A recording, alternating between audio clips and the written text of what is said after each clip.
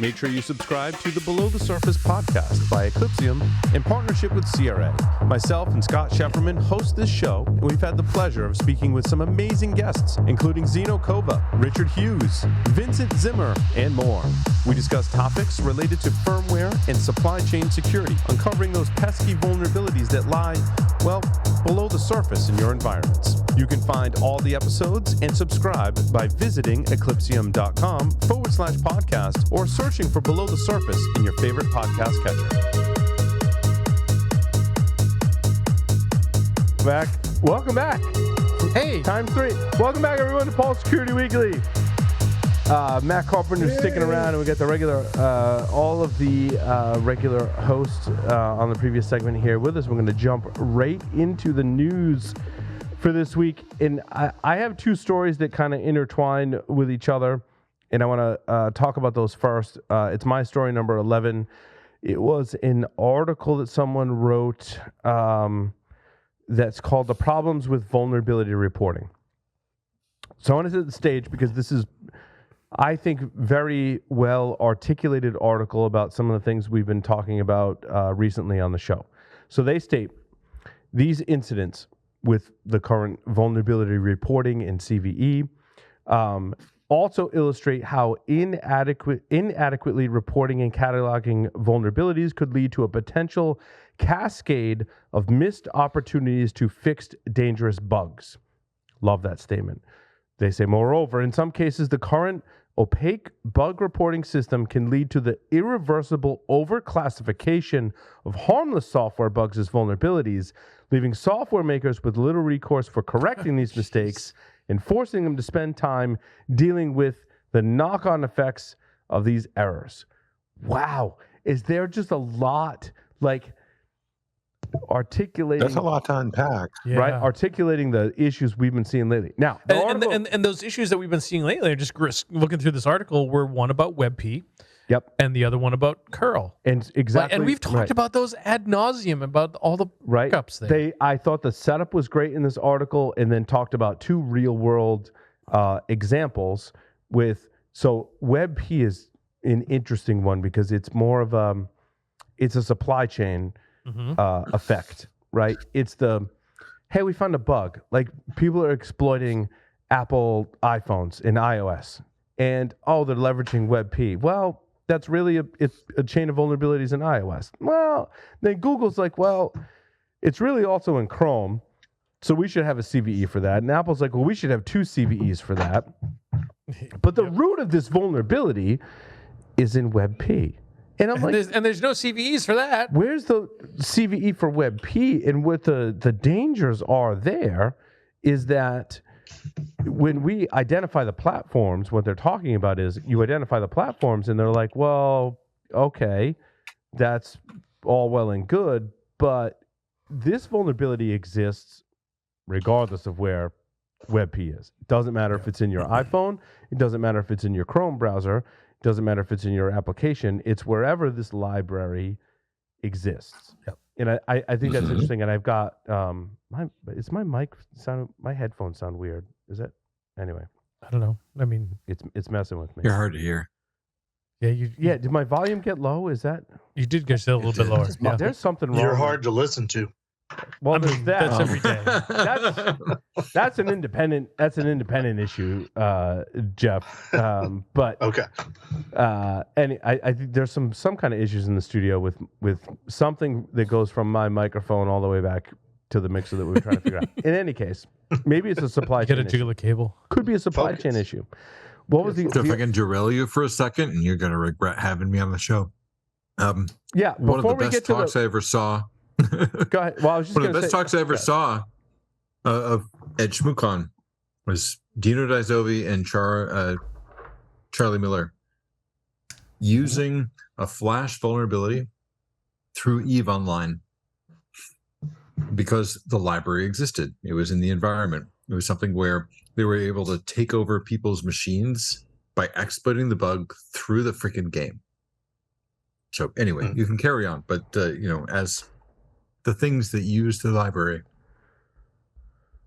Was that there was research that proved that integer overflow or some bug was actually exploitable. Was that wasn't the research, was it? I think it might have been.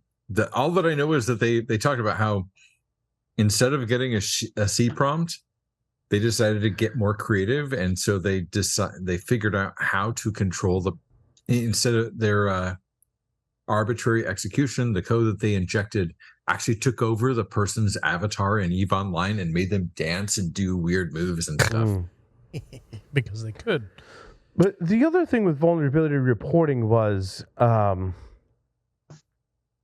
it was the curl thing that happened, right? It was we analyzed a bug that you fixed in like 3 years ago, and we got a CVE assigned from that from 2020, and it's an integer overflow, and we think the score is 9.8. Right. Yes. Right. The CVE, whoever said Daniel, overflow. we talked about on the show, right? It's Daniel something that runs curl. He's like, what is going on? And then he has to become a CNA to be able to stop this from happening in the future, right? So the other interesting, if you skip down to my story number 22, this is also, I think, very interesting that kind of supports the tomfoolery that's being called out in my story number 11, right? This is my whole thing with, well, it on the surface, it starts with basically the country of Denmark. So Danish authorities have looked at attacks against their critical infrastructure and industrial control systems infrastructure. And they traced the initial access vector, or at least one of the initial access vectors, down to there's a remote buffer overflow vulnerability in our I'm going to say Zyxel. You can call it Zyxel. Zyxel. I'm going to say Zyxel. Okay. Say Zyxel. Zyxel firewalls. And they're like, we trace it back to this particular CVE. And that CVE was 2023-28771, which is as far as I can tell, a one packet IPsec IKE UDP port 500 modules in Metasploit, remote code execution, unauthenticated, and it traced back to Zyxel because they had this binary on their system. I'll spare you a lot of technical details. There's a binary on their system that runs a service. That service implements IPsec and is vulnerable to this remote code execution overflow. It was used in the attacks against Denmark's critical industrial control systems, right? When I looked at this, I was like, all right, well, hold on. If I'm a company and I want to produce a firewall, VPN, router, whatever, and I go, I want IPsec. I'm going to go, yeah, I can write a whole IPsec stack myself, right? Like I can read the RFCs. Sounds like a great idea. Sounds like a great idea. Like, no, you would not. See you in a year. No one in their right mind would. I mean, okay, some people may want to implement their own IPsec. Sure, Matt would do it. Matt would like. Sorry. Some of us would, right? Most of us would not, and most people would not. They'd go, where can I buy and/or license someone who's figured this out and just drop this into my system? Well, that happened in this particular case. Now, I don't have every single little detail about where this came from, but the VPN software, as far as I can tell, is called QuickSec. QuickSec was an IPsec stack. As far as I can tell, I think the first company to develop this was called SafeNet. But we're talking about 3, maybe 4 rounds of acquisition from that original company that said, hey, like raising their hand, I'm going to be the ones to write the code in C and on all these esoteric platforms like MIPS and ARM, I'm going to write the IPsec implementation. Like, dude, all the more power to you, first of all. But then this company gets bought like multiple times. It gets bought by one company. That company gets bought by another company. And it still has this QuickSec moniker. And that's the software that Zyxel is implementing. And so I'm like, and that's where the vulnerability stems from. That's where the remote code execution exists. So my first question is like, okay, like who else has this QuickSec software? Because Zyxel is not the first company to stand up and go, I don't want to write IPsec implementation myself. I want to go license it from someone else. This could exist elsewhere. Now, the original CVE that started me down this path was that 2023 28771 makes no mention of QuickSec. I find that in my own independent research, just reading different blogs. Rapid7 had a great post about it. I blogged about it on Eclipsium. And I was like, okay, this was a Zyxel vulnerability, but I called it out. QuickSec. I called it out in Eclipsium, the blog I wrote for Eclipsium's blog. I'm like, it's not Zyxel. This is QuickSec. Second vulnerability gets identified. Now, both these vulnerabilities, keep in mind, have been reported by a Taiwanese security research firm called Trappa. They identified the first one that was like April, May of 2023 that was using the Danish attacks. They also identified an integer overflow that could lead to denial of service conditions, which was 2020 CVE 2023 4398. 2023 4098 calls out QuickSec explicitly. The original one does not. But again, going back to the libp example, none of the CVEs are truly 100% tracking back to this is a vulnerability in software, not that comes from Zyxel is one of the affected products. It is not the originator, in my opinion, of this software. QuickSec is the software which comes from like a long chain of companies that have been acquired over time. Like this is, let me distill it down. This is a problem if you're trying to defend a network and figure out where the hell you might have this vulnerability. Now this is a problem. How do I discover it? Where does it exist? Where does it come from? What versions of it?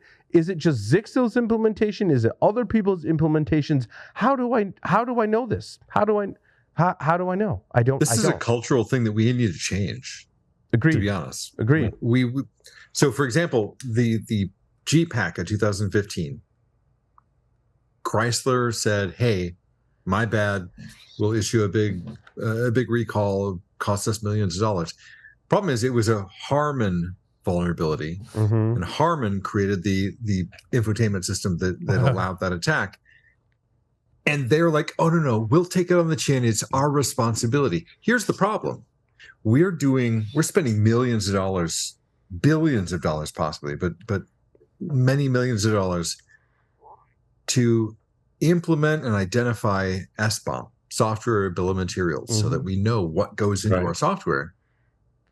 If we're not calling out the actual culprits, the SBOM work is actually for naught. Correct. We don't get to leverage that. Right. If we call this a Zyxel vulnerability, you're absolutely right, Matt. The SBOM is going to go, I don't know, it's not Zyxel, so you're good, right? The SBOM has to say, no, if you have this component, the component has to be called out as vulnerable. If we're not calling the component vulnerable, your SBOM is useless. It's useless. Correct. But isn't that the point of an SBOM? Well, the point of an SBOM is to say what you have. But if what you have isn't being called out, I thought in that there's a ranking or a score or a color code or something that says but if the SBOM isn't or the vulnerability isn't being called out to the appropriate downstream supplier, your SBOM is useless. And arguably, I kind of wish Josh was here for this too. Me too. They're building. There's SBOMs are still freaking new, and people are just starting fighting for them. Forget they're new. We're fighting for them. I mean, I work for a company that does SBOMs, so like SBOMs are still new, and we're still building a framework to have suppliers supply so that we can supply, so that when something like this happens, so that we can go, oh look, hey, it came from this supply chain part. Like, yes, we need to call it out. And we need to still build that framework, and we need to build that. But my whole thinking is what we were talking about before the show, Larry, was I don't want to know by, let's just say like a SHA-1 hash, or a SHA hash. I don't want to know that's the same software and all these, like that's the component because it has this hash. Because as we all know, it could be slightly different. It's slightly different versions.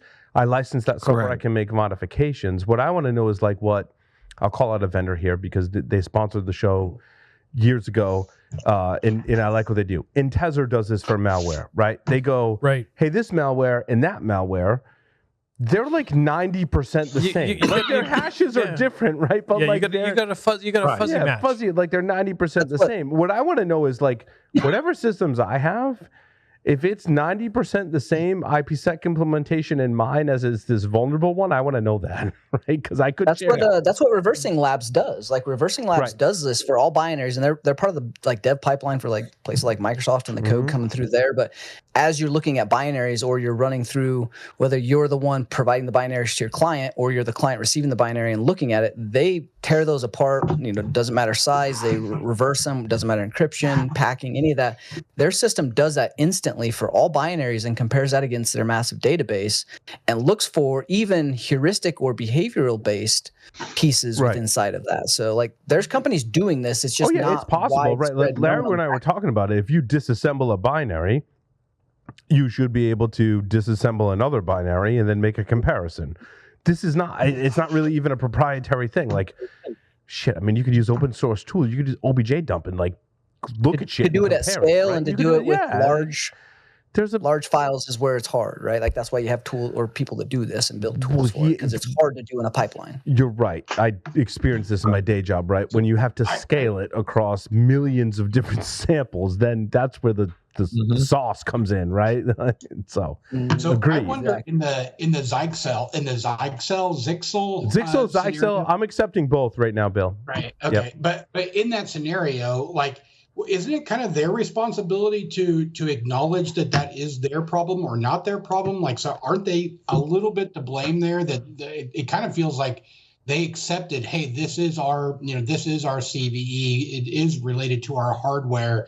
I feel like they have some responsibility to know what their SBOM is and to push that off. Like, I don't know. Bill, I agree. That's where it's a bit of a culture thing. I really think that it boils down to them saying, this is our problem. It's up to them to. I don't want to shame. I don't want to snitch or whatever. But we got to snitch. Like that's the whole point of making value of our SBOM. If it comes from somebody else, we don't need to say, "Oh, they're horrible people. They should never have." No. We just need to say, "No, it was from this." That needs to become the new culture. Yeah, but so on that point, I think Zyxel, in my opinion, has done an upstanding job, like a great job of going, yep, we were vulnerable, regardless of where it came from. They've owned up to, yep, vulnerability, regardless of where it came from, was in our firmware, and we're going to fix it. We're going to acknowledge it. And they thanked all the researchers. That's how I figured out who discovered the vulnerabilities, because Zyxel called them out. They released updates for it. They're patching it. I'm not knocking Zyxel any way, shape, form, or fashion. But to Matt and Bill's point, if you're Zyxel and you go, yeah, we have this vulnerability, we're going to fix it, but it was in a component we didn't develop ourselves, I don't know that it's Zyxel's responsibility. Perhaps they could say, hey, yeah, like this is in a third-party component, and yeah, we fixed it, but it was in a third-party component. Maybe there needs to be a facility for them to call it out, right? Same thing with WebP and Apple and Google to say, yeah, this was in our stuff, but it was, from this other thing, and yeah, we're going to fix it, but there needs to be like a button or a red phone. They can pick up the phone and go, yeah, we're going to fix this, but like, guess what? This is in a component that other people can use, and other people need to fix this too. Yeah, we're going to fix. I don't think Google and Apple are being irresponsible. We're going to fix ours. In all these cases, Google, Apple, Zyxel were being very responsible fixing their own shit. What they weren't doing was picking up the red phone going, we need to fix this in everyone else's stuff and arguably, but it's not up to them necessarily. No, it's not. I agree. Right. That. And there is no facility for them to do that either. Right? There is no red phone for them to pick up. Mm-hmm. No. What is the contracts and SLAs and the law ultimately say about who's responsible? And has that case law been determined yet? Oh, it's a great question, Wait, Jeff. You said there's no red phone? There's no red, but in this case, there's no red phone, Matt. There is a red phone, but maybe in this case. But to Jeff's point, like what responsibility do you have from a legal precedent? Again, I'm not a lawyer, but my question to your question, Jeff, is like, what if the vulnerability is specific to me because I've made modifications, like I've licensed that software, I've made some modifications to that software, and only my modified software is vulnerable, right? Do I have maybe I don't know if that's the case or not, but do I have a legal responsibility to tell other people that this software that I modified could be vulnerable? Maybe I don't know if my modifications made it vulnerable or not. Like, that's my question to Zyxel and others. Is this, especially really, really severe Like, at the end of the vulnerability, day- is the one packet like UDP remote code execution, is that specific to Zyxel, or could that exist in other implementations? Right, I don't expect Zyxel to have that answer, right? I expect someone else in the supply chain to have that answer. And that one may be an interesting one too. Is that we talked about, and in that article there was some stuff about the curl stuff about the lack of transparency. Yeah. And maybe that is also lack of transparency in that the folks that reported it, tested it, tried to test other implementations of this particular library, but only found it was vulnerable in the Zyxel stuff because Zyxel had made some modifications. The only way we would know, We have no idea because there's no transparency. Let's just send the exploit to every open UDP port 500, and that would give you the answer. Potentially. Huh. Piece of cake. Piece of cake. I mean, at the end of the day, You do bring up a Tell the different. authorities Paul said you time could. out. Hold on. Bill, and then Jeff, and then Matt. So I think at the end of the day, we just got to consider what is the best answer for the most people, right? And it's tracking that CVE back to its source, right? Because the biggest problem is exactly what you've landed on here, is that as a defender or as somebody that's owned a gigantic network that included some of those devices, how am I going to discover that on my network? I'm going to look for, do I have any Zyxel model, whatever, on my network? Nope. Okay, I'm good. And that may not be the case. Correct, Bill. That was the case for WebP, right? Like, oh, I don't have Chrome, or oh, it's not an iPhone, so therefore I don't have the vulnerability, right? That's a bad assumption, and we want people to not have to make assumptions about it. We want people to be able to determine what their exposure is, regardless. And, Jeff, and after Jeff and Matt, we should probably move on. We got a half an hour left. Yeah, Jeff. I was Damn, just 1 hour making news. a snide comment that Paul suggested that you try every UDP port. So when law enforcement knocks on your door, just tell them Paul said you could. I agree. You don't have permission to exploit this vulnerability on systems that you've not been granted permission for. It's a great point, Jeff. Matt.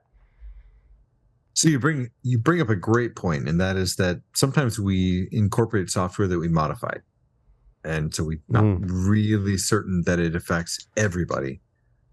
But this is where partnership becomes really vital, where, especially in the open source community, where we're modifying code that we brought in from GitHub, or but if we have it, we've licensed it, right? We have a relationship there. We should be at least pushing that information back to the source, going, we are not certain. We've modified things, but this is vulnerable. So please be responsible. And sometimes, we know that the modifications that we made didn't cause this vulnerability. Right. So we can apply more pressure, assuming we hire and we employ really intelligent people who can understand what they understand. Yeah. No, agreed. Yeah. Agreed. Larry, let's transition to something that I flagged and hopefully you read, because it's in your area of expertise, and that is the new Bluetooth vulnerabilities called BLUFFS. Yeah, I did get a good skim of this one. I didn't get into the maths because math. Oh yeah, no, there's a lot to unpack here. There's definitely a lot of. Broke. I sent it to you. I swear it was like, oh, this came out 5 hours ago. Yep, and I had seen it a couple hours before that. Yeah. And Okay. like, oh yeah. Okay. So yeah, it effectively allows for BLUFFS allows for man-in-the-middle attacks. The researchers identified 6 different implementation of the BLUFFS. And it comes down to ultimately keystream selection for encrypting the data, which they were able to influence the keystream selection by becoming machine in the middle and then ultimately decrypting and then decrypting subsequent and past communications. Past? From my understanding, if I remember correctly from reading, that it was past communications that you may have captured. Wow. And it was different than the bias and the knob attacks. The bias was allowed for machine in the middle, and the knob attacks allowed for key stream manipulation through effectively dumbing down of the pin requirements. This was a different part of the algorithm for key derivation that it affected, and was honestly, from what they were saying, trivial to exploit, giving inexpensive equipment. And BLUFFS is Bluetooth. Well, it says BLUFFS, Bluetooth forward in future secrecy attacks and defenses. Danielle Antianoli. And the link from the Believing Computer article links to all of their research. Again, Larry, myself, and many others haven't had time to lots of fully digest it. Lots of math, lots of very technical details. So before you move on, I think it's worth mentioning, Paul, that that this impacts, just reading their paper here, Bluetooth 4.2, all up, including all the way up through the latest 5.4 was released in February of this year. And so it's a fundamental flaw in the way that Bluetooth works, or at least that it's working so far. This is going to have some impacts. It's so exciting. And the one thing I will say that it was great about these particular researchers is that when they found the flaw, they actually could determine a solution that could be implemented by the Bluetooth SIG and be made backwards compatible, and also made some recommendations for implementers of Bluetooth technology about what types of connections to avoid, and some of the policies that you could put on your devices to not allow the legacy security connections. But people have to push that out. That's a code that has to be pushed out to all these Bluetooth stacks. And how many people update their Bluetooth stacks? Wow, that's just major manufacturers, Apple, they update. Let's talk about phones. Apple, Google can push those out very well. And encourage and almost force, in certain circumstances, their users to take those updates, right? But you get into Bluetooth stuff of your Christmas tree lights, your other, a million other Bluetooth devices that may exist in your environment, and then it gets dicey. Yep. And so looking at, was it in their slides? I don't remember those in the slides or the paper itself. They had a table of the stuff that they tested and found to be broken. Oh, yeah. And the various chipsets. And it was the Pixel Buds A series, AirPods, the Bose SoundLink, ThinkPad X1 3rd generation, Logitech Boom,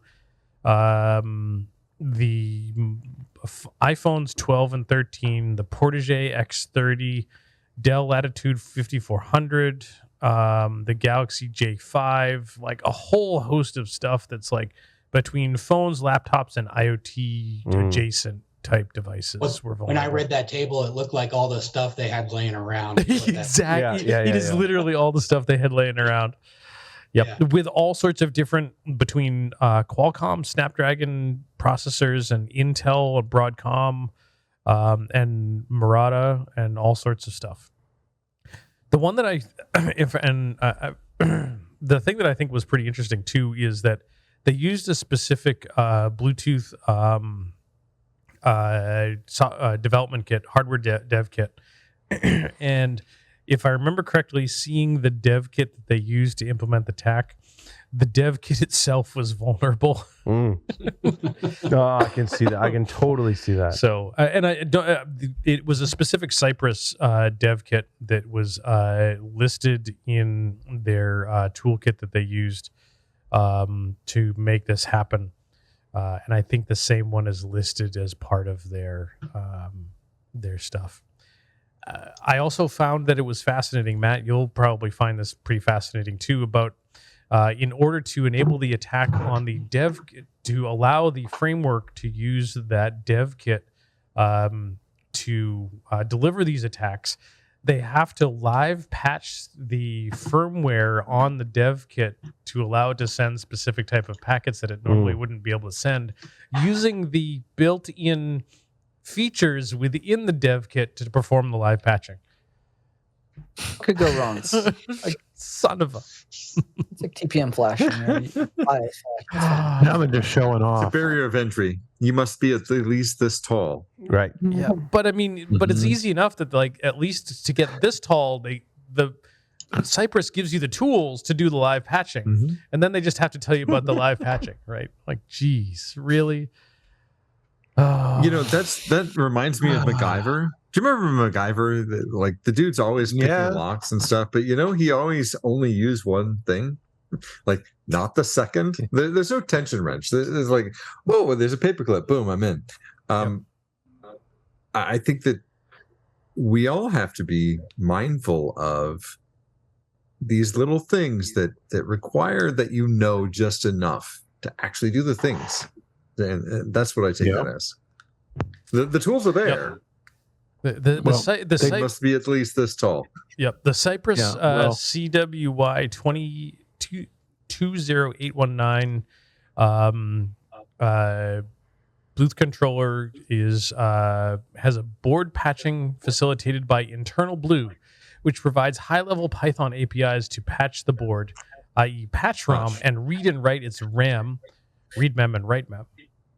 But what I find fascinating about that is I delve more into Larry and I have the M5 stick stuff, you know, on the table here, right? Is the number of dev kits and hardware that's made for you to do air quotes development, right? It's basically like it's an open platform for you to develop software, to make the hardware, do whatever you want, right? And the number of different platforms we have at our disposal as hardware hackers, and it's astonishing today.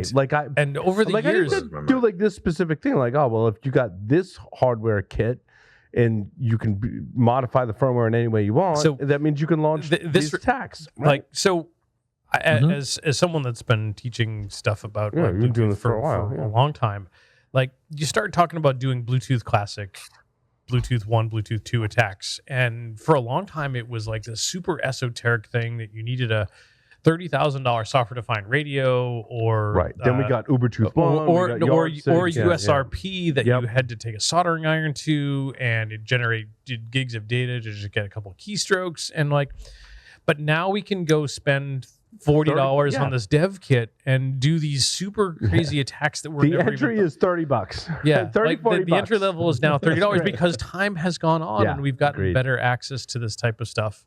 But the problem is that now, in order to do this one attack, you need this Cypress development kit, and you need to do this other attack, you need this other Nordic development kit.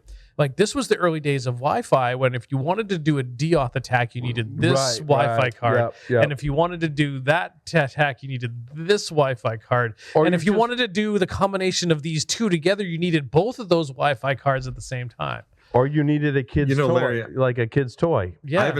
I haven't seen a Cypress mentioned for a lot of years, but the last time that I did, it was for the dongle that talked to this little IM.me. Yeah. And I know the IM.me turned into a great little hacking platform, but did anything ever happen with the dongle? Like, could we use the dongle as a platform for delivering some of the hacks? And I know I asked that question like a decade ago. Well, the answer is no different than it was a decade ago, and that's that. With more reversing and work, yeah, sure. Yeah, but now we've got this dev kit. We can just do it, and it's all supported in software, supported by Internal Blue and all this stuff. So yeah, I think we don't need to anymore. I think Cypress has gotten better about that. I just want to transition. Remember back when Larry was young and he created this class, and we had 7 different hardware kits to do these attacks, and now we do it with one. Right. Yep. Yeah, he's old. You mean back when Larry? I've got a picture of Larry chewing on a WRT-54G. Like, that's my favorite picture of all time, by the way. Oh, speaking of that, so Mirai, right?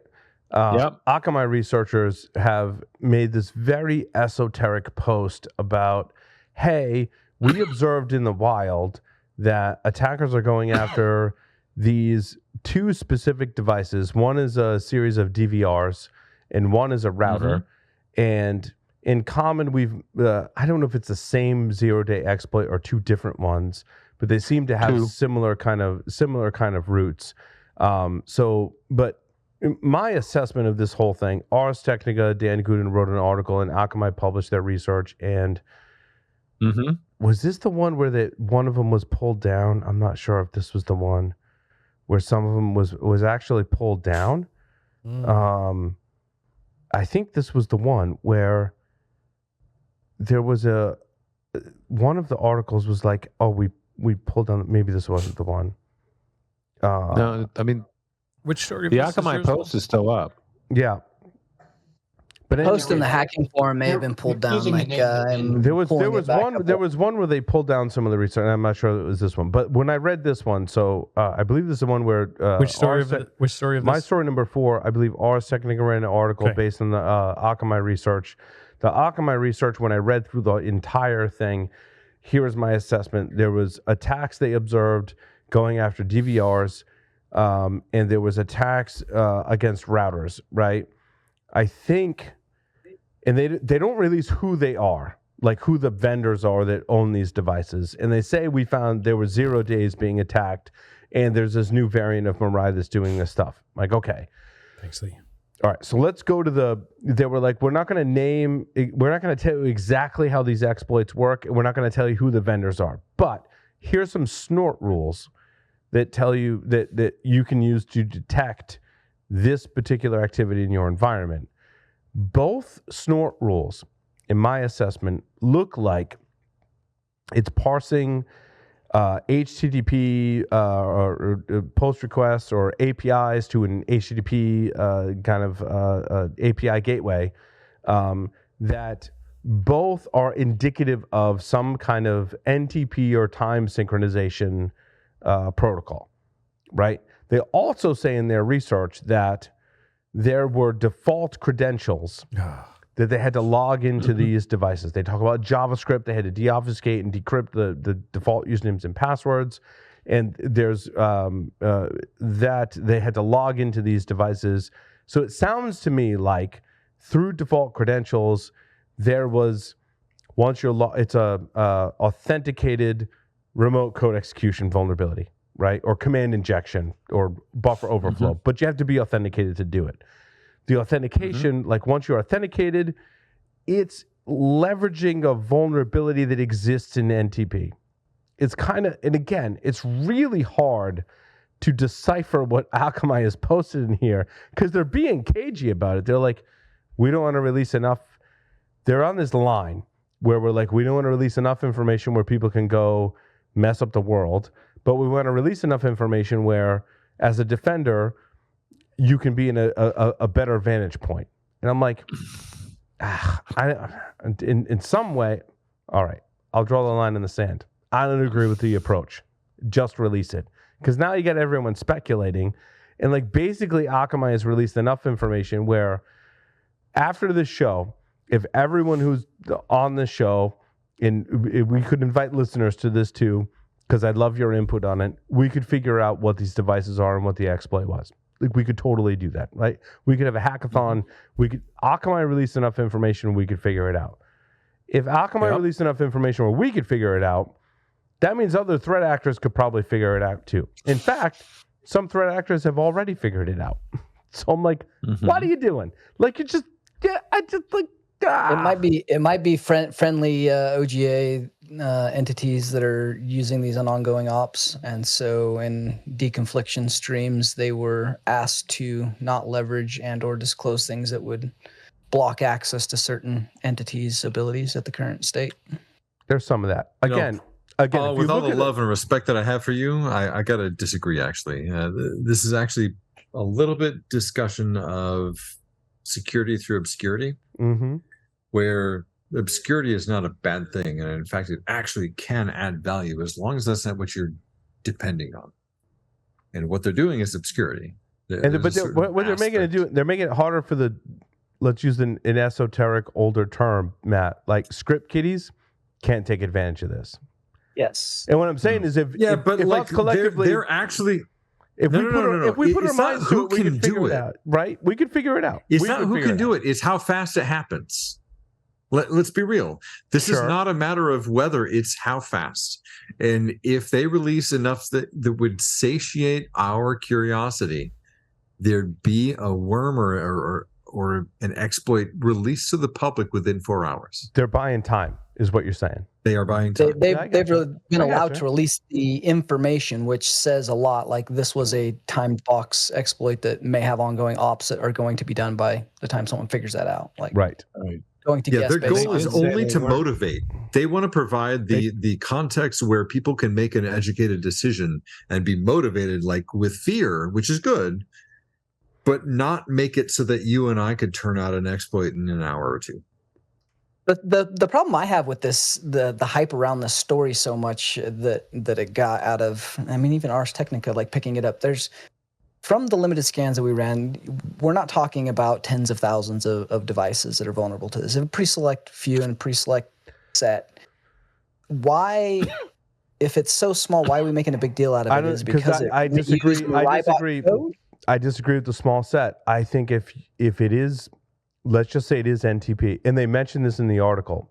They say this is in a component that is common amongst multiple devices. I think this goes back to our IPsec implementation.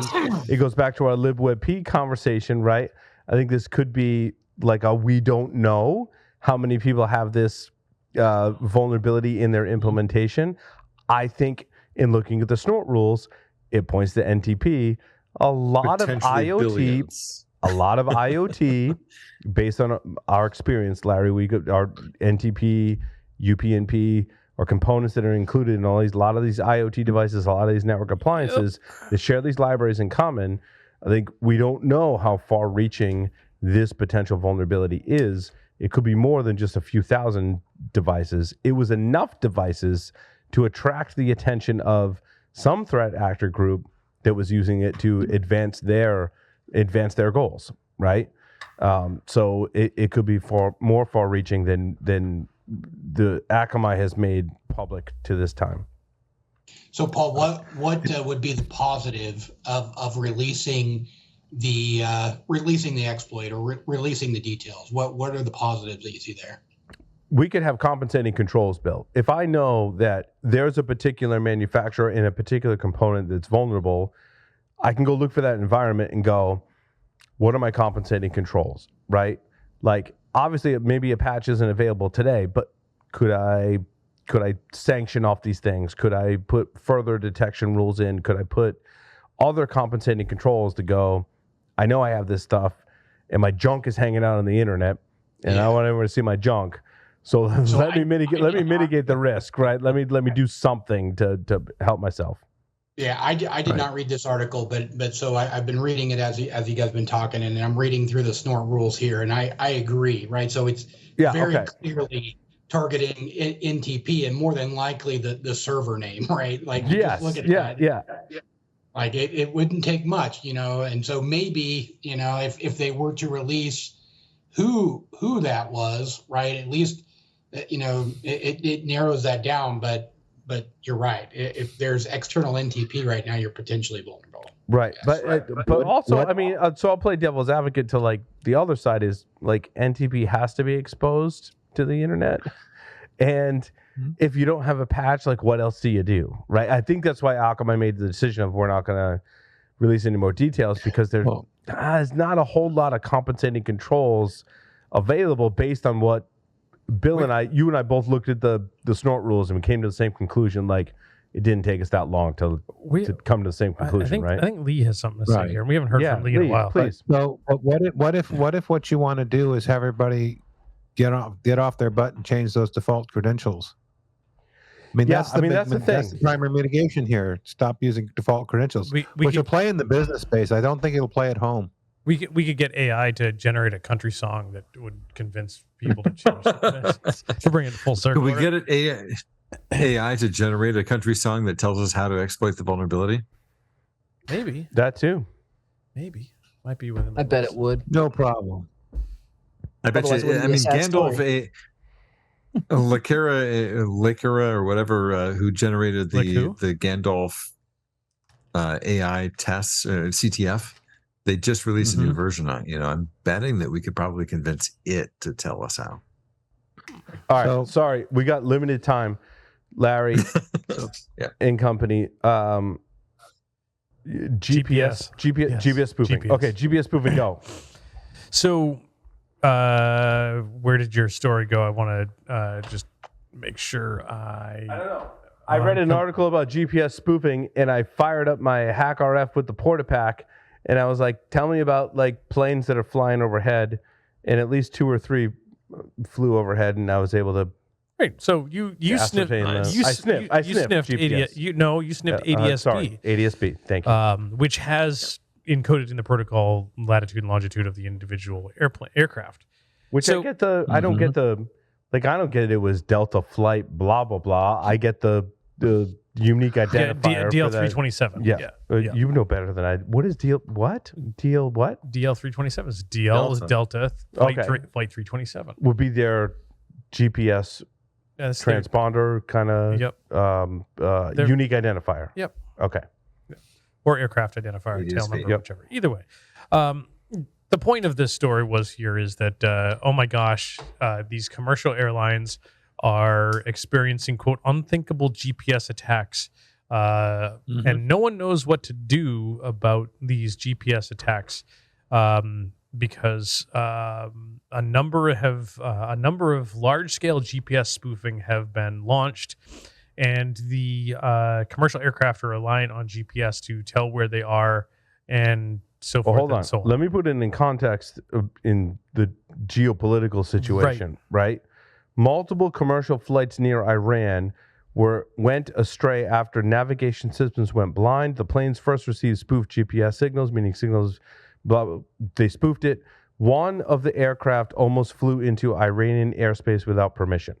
So that's the impact, right? The impact. That's bad.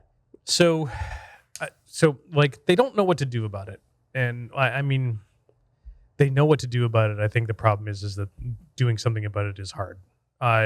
In the ultimate solution, one, aircraft shouldn't be relying on GPS alone for determining its location. Because there's no authentication in the protocol. There's Absolutely no none. validation of messages that's what I got from this article and listening to you talk about this, Larry. Right? Like there's no GPS messaging has no validation. It's a one-way transmission. They can't validate it. Right. And even if they could, it's like those keys were probably here. compromised a long time you ago. are here, but you're over there now. But it's all based on math, and if you can change the signal strength, or if you can change how we're reporting to you at what time, then that math changes and you change location.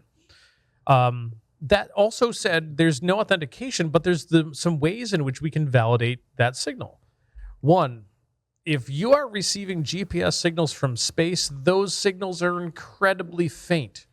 And if someone is launching a GPS spoofing attack, it is likely that their signals far exceed the transmission strength. You need a detection mechanism built into the aircraft to detect that. I mean, yes, your aircraft has to be capable of being able to detect that. Oh my gosh, the signal we just got was really strong, yet the one we receive from space all the time is really weak, which is the normal. But there's another. Yeah, but at the distances we're talking about, are they really strong? Don't we just have to beat what's coming from satellites? I mean, yeah, but So at some point you're going to move, and that's going to change. But I think aren't you also speculating these are really Hold on. Bill and then Lee.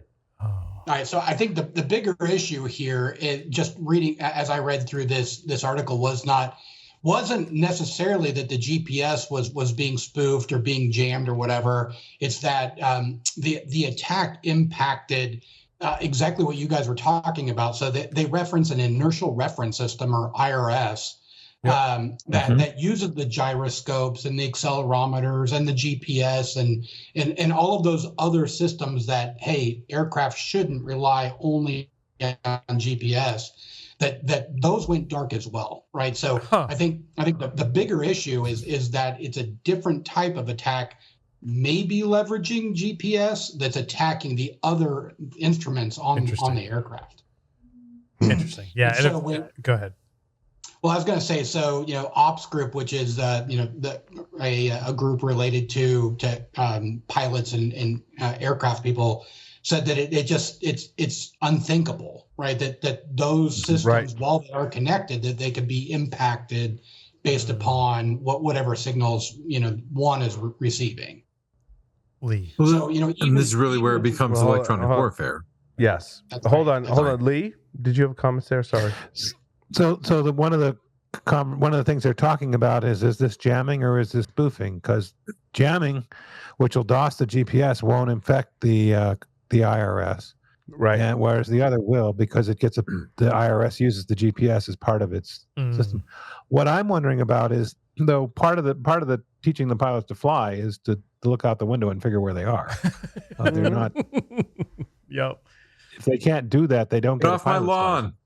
License. Is there another aircraft approaching that I need to evade? Yeah. Yep. Despite what my instruments are telling me, right? I mean, it's all about what we rely on for our tools in instrumentation. If we relied solely on our tools in instrumentation and not situational awareness, laid to your point, we'd be screwed. Yeah. It's a combination of all these things, which is why we don't want AI to run planes, cars, and other things, because we're not there yet. Because they can't see out the window. Yeah, they can't see out the window. Right. Oh, with what ChatGPT vision? Well, they can, but it's a computer. It's the I put a cone on the hood of an automated vehicle, and it just doesn't go anywhere anymore. Right. Right. Yeah. Well put, Lee. Well put. So thinking about some of the other ones, and when we look at this just from the GPS stuff. There's ways you can correlate and validate whether or not GPS is accurate in a number of ways. And, we've talked about this in the past where, one, using GPS as a single point of truth is stupid.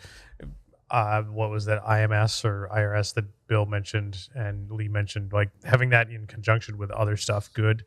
Also, not just from receiving measurements from satellites, validating that, but validated against every possible satellite positioning system that is available. GLONASS, Baidu,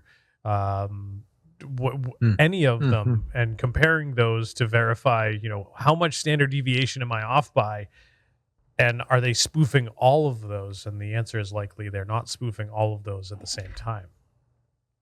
Larry, you bring up a great point, and we don't have time to discuss it today, but it's a great future point, and that's called sanity checking, and that's something that we as humans do all the time. I try to teach my kids. If this simple thing doesn't put you in the realm of the number that you're calculating with this massive calculus or algebra thing, probably you want to double check your math, and we need computers to be doing that more and more and more. Yep. And just remember, insanity is hereditary. You're picking it up from your kids. I had two more things I wanted to hit. Yeah. What's interesting? We could talk for a whole half an hour after the show, like just for the live stream. Just throwing that out there because we have so much stuff we want to talk about. But you're going to have to carry some stories over to next week. Yeah, my story number 18, just really quick. There's a software called OpenCart that has a history of basically poo-pooing and crapping on security researchers that are reporting bugs. And recently someone did that, and the response is just like, it's mind-blowing, dude. Like, using expletives and like basically just really downplaying the vulnerabilities in their software that's used, and insulting the disclosures, insulting the person who's disclosing the vulnerabilities, right? We could have a whole discussion about like, how do you handle this? Because there's a lot that goes into handling vulnerabilities that are reported in software that you're putting out there, whether it's free, open source, commercial, or some combination, right? So that was my story number 18.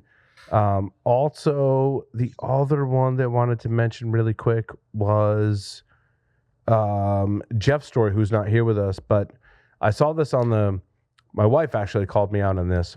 she's like, what do you mean you don't know about healthcare? My wife works in healthcare. And she's like, what do you mean you don't know about healthcare that's being targeted with ransomware? I'm like, sweetie, that happens like I see that It's like 3 times a week.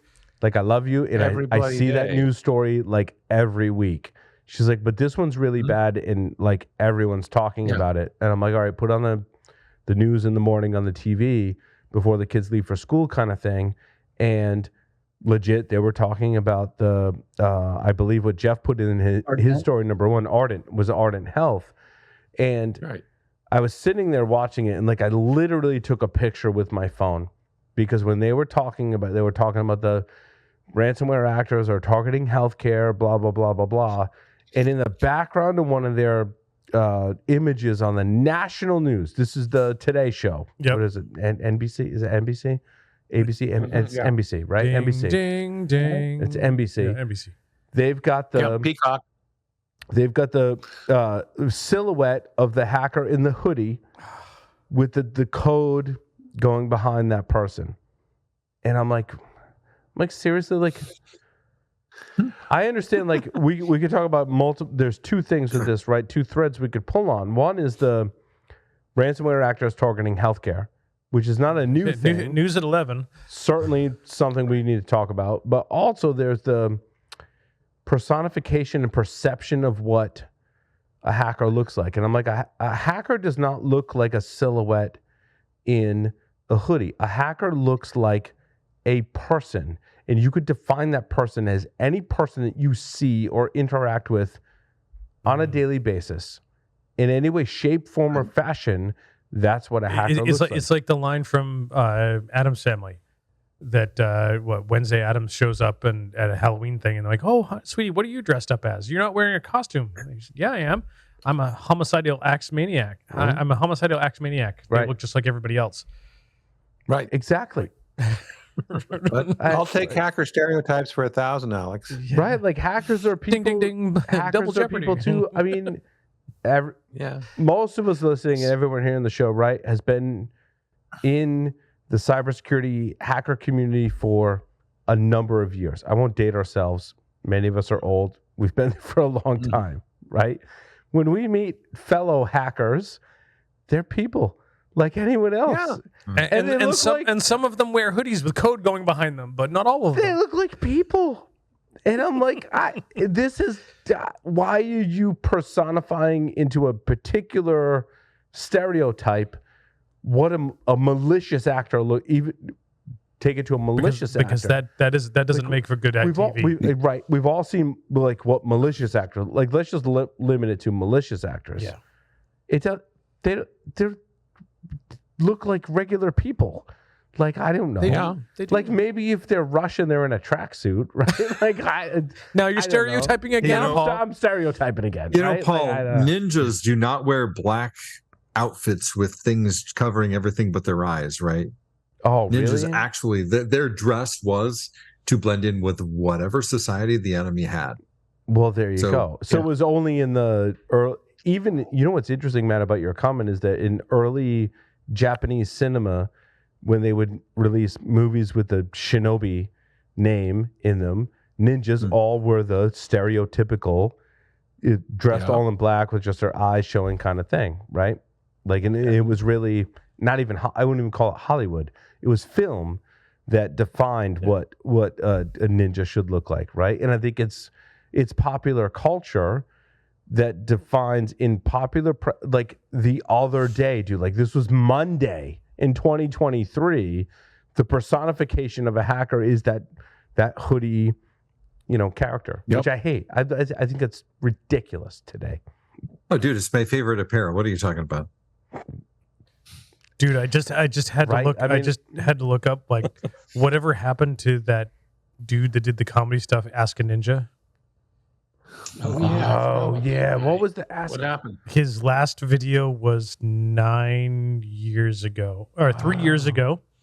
And I forgot about that. And then previous. This is why I love. One of the reasons why I love Larry is because he brings up like popular culture things that we knew like years ago. And we forgot before our kids were born. Yep. Dude, totally forgot about Ask a Ninja. Until you said it, I was like, oh. Last video was 3 years ago. The previous one before that was 8 years ago. Ask a Ninja was an amazing. It was like almost like a trope, like an internet trope. Yep. Right? Yeah. Mm-hmm. Well, thank you everyone for listening and watching this edition of Fall Security Weekly. Thanks for all of you for participating. Thanks everyone for listening and watching. Larry, take us out. Yep. I'm a ninja. Ask a ninja. Over and out.